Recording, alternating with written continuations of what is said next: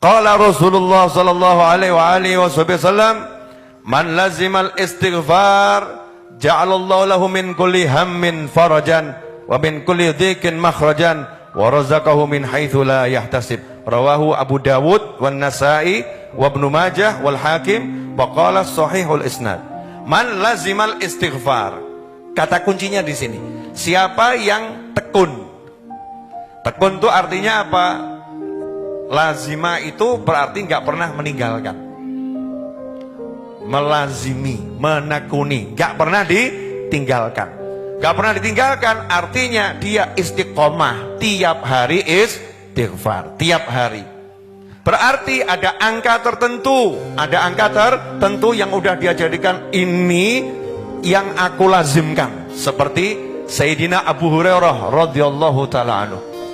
Dikatakan Sayyidina Abu Hurairah itu setiap mau tidur, saya agak lupa ya, itu istighfar 1000 kali atau 10.000 kali setiap mau tidur. Setiap mau tidur, gak pernah ditinggalkan. Nah kita kalau mau tidur, istighfar sekali saja udah luar biasa itu. Astagfirullah. Tapi ternyata satu kali juga belum. Ya, satu kali juga belum. Istighfar mau tidur itu kan berat ya. Ini bisa istiqomah.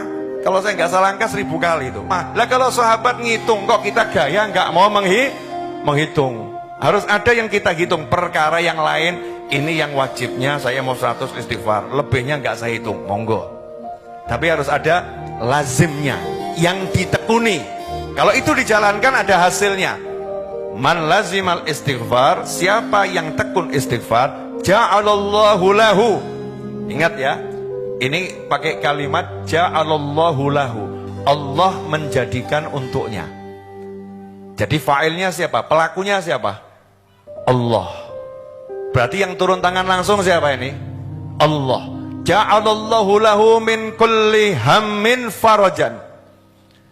Apapun yang menyebabkan dia suntuk, apapun itu, Allah akan jadikan untuknya penghapus kesuntukannya. Wah, enak atau gak enak? Jadi gak usah kayak orang kurang hiburan. Aku mau apa, hiburan apa ya ini ya, biar suntukku hilang. Itu berarti kurang istighfar itu. Karena kalau orang rajin istighfar gak sempat menghibur diri, sudah dihibur sama Allah Ta'ala.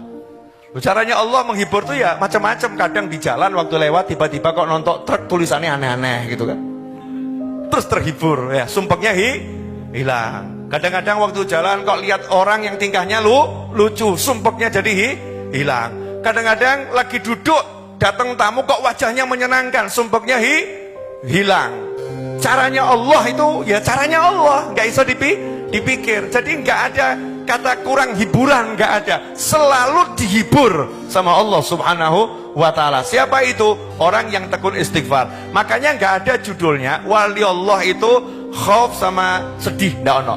La khaufun alaihim walahum yahzanun. Nggak ono sedih, kemudian takut. Wali Allah nggak ada seperti itu. Kenapa? Nah karena selalu dihibur. Contoh, ibunya Nabi Musa alaihissalam. Ibunya Nabi Musa alaihissalam. Wah ini diterusnya panjang ini. Ibunya Nabi Musa itu anaknya kan dilepas ke sungai, betul ya? Ke sungai Nil. Dimasukkan dalam peti, ditutup.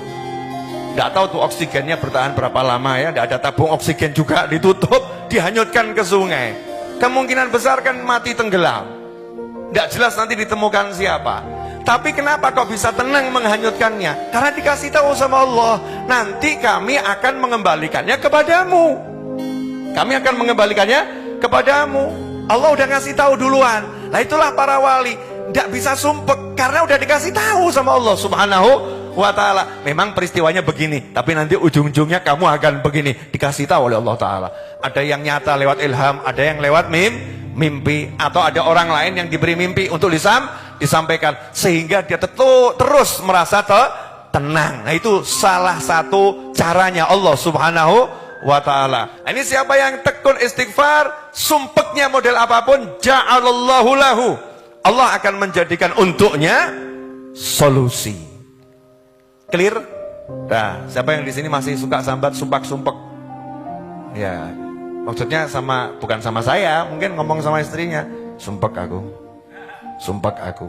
Sehingga kalimat yang dikonsumsi istri tiap hari kata sumpek aku, sumpek aku, sumpek aku. Istri juga gitu, ngomong ke suami, sumpek aku, sumpek aku.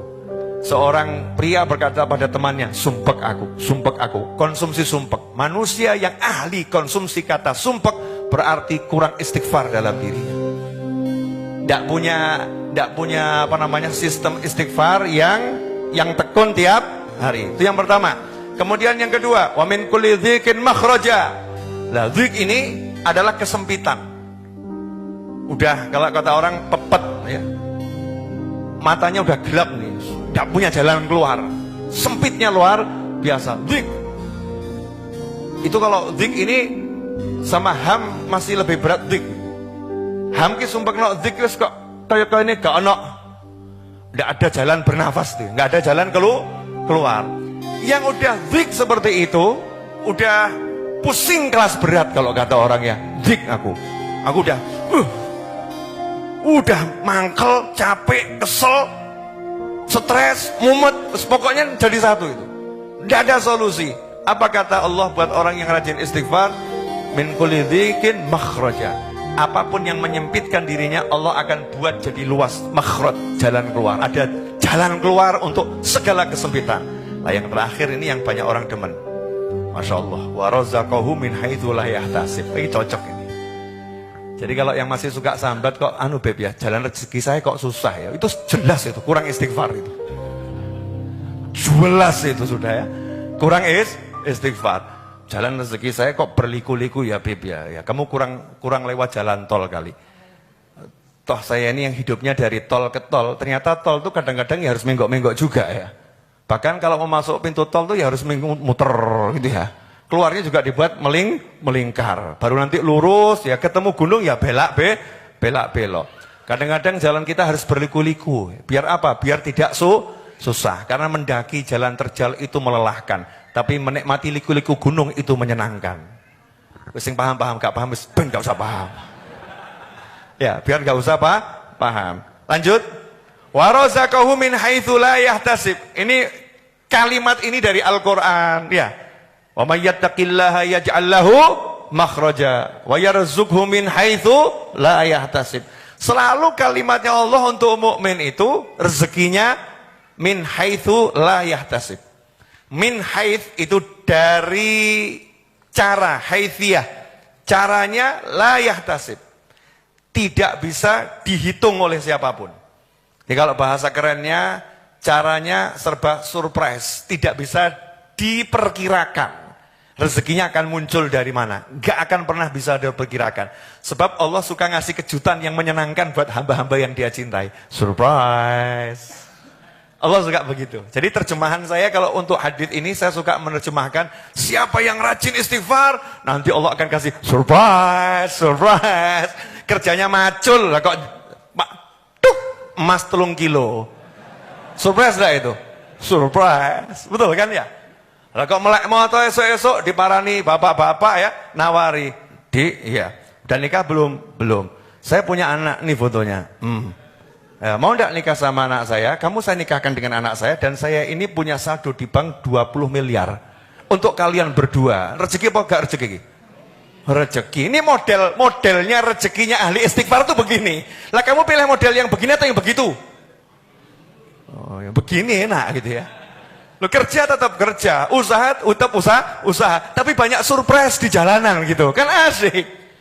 Ke pasar ya ke pasar, ke kebun ya ke kebun. Tapi Allah kasih surprise, surprise, surprise. Caranya apa? Man lazimal istighfar, tekun istighfar.